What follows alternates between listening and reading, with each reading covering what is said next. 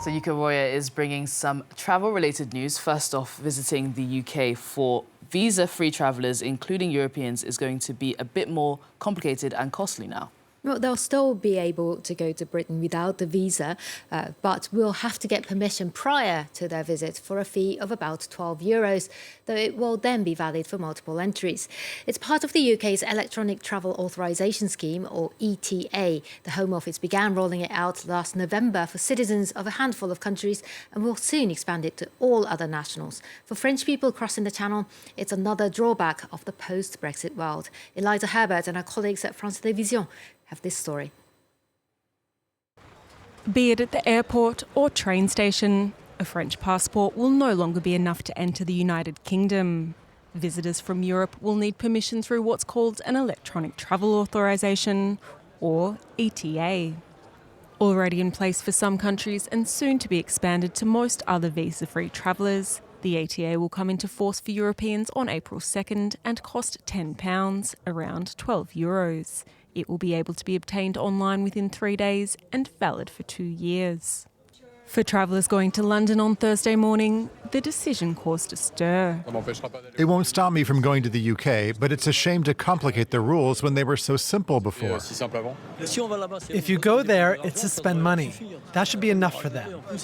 The UK government says the initiative is to ensure more robust security checks and to help prevent abuse of the immigration system through a more efficient process.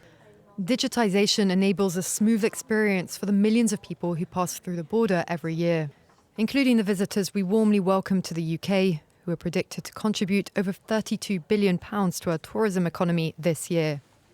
A similar move is in the pipeline for the European Union. In the first half of 2025, some 1.4 billion people from 60 visa-exempt countries will need to pay €7 to enter most European countries. And Yuko, in the latest news from the aviation sector, American Airlines cabin attendants will be paid for the time passengers are boarding planes as part of a new labour agreement they've ratified. That's right. Well, the new contract covers about 28,000 employees and includes immediate pay raises of up to 20.5%. It will also break with a US civil aviation tradition and pay flight crews for boarding time. It's a win for workers as well as for the airline, bringing an end to a long-running labour dispute. Americans' flight attendants hadn't received any pay raises since 2018 and threatened to strike, but never got the approval from the National Mediation Board that's required under federal law. In July, President Joe Biden said such a walkout would have been devastating for the sector. And meanwhile, Boeing is facing a possible strike at its key factories on the US West Coast. In the US West Coast, like Seattle, more than 30,000 workers who assemble some of Boeing's best-selling jets are voting on whether to accept a new labour contract or to go on strike. Polling will close in just less than 6 hours' time. The proposed deal, a first full contract in 16 years, includes a 25% pay raise. CEO Kelly Oldberg has pleaded with workers not to stage a walkout at a time the firm is struggling to turn its fortunes around. Brian Quinn has more. At Boeing's facility outside Seattle, its best-selling jet, the 737 MAX, watches over as workers show up for their shifts. Those workers could be about to shut down the MAX's production. 33,000 of them across the U.S. Pacific Northwest will be voting Thursday to approve or reject a new contract with the threat of a strike as early as Friday. Boeing's new CEO says now is not the time. For Boeing, it's no secret that our business is in a difficult period, in part due to our own mistakes in the past. Working together, I know we can get back on track, but a strike would put our shared recovery in jeopardy, further eroding trust with our customers and hurting our ability to determine our future together. The company is offering a 25% wage hike over 4 years, improved health benefits, increased contributions to retirement savings accounts, and a promise that its next commercial airliner will be built in the Seattle area with union labor. The union had been seeking a 40% raise over 3 years and a return to traditional pensions. Still, its leaders have advised members to take the current deal.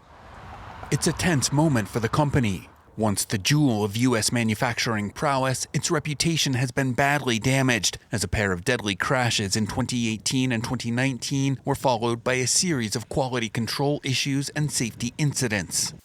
Boeing posted a $1.4 billion net loss last quarter.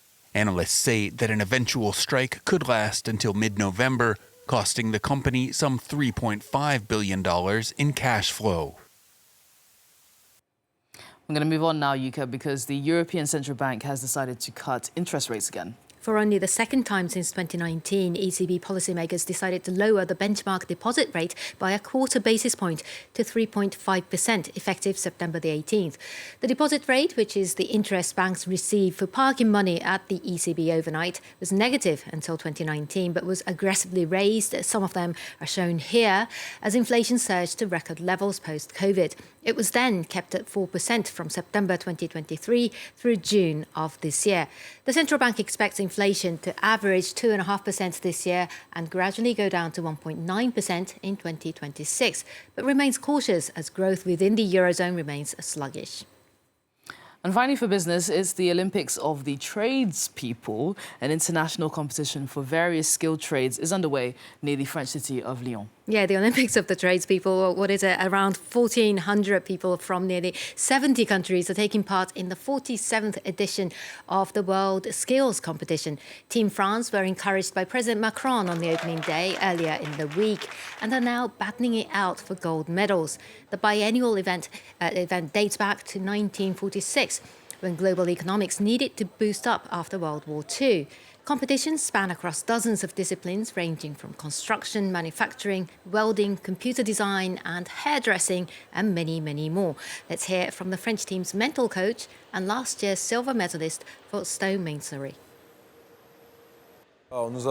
We've had the Olympic Games, the Paralympic Games, and now I've said it's you who are in the limelight today. This is a unique opportunity for the business world and the professionals to be here. You're the stars, the great champions. These competitions already serve to raise awareness of craft trades, which are not very well known. In stonemasonry, we're really struggling to recruit, to find young people who have potential. So there you go. It's not just sportsmanship that deserves a medal. Yeah, tradespeople, Craftsmanship as well. Yeah, there's obviously competitions that you can do for any sector, it seems. Yuka Roya from our business desk.